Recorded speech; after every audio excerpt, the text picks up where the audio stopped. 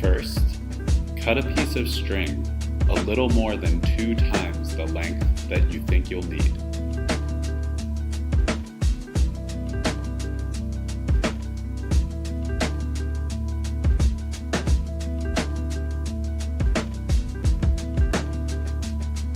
Push one end through the eye of the needle.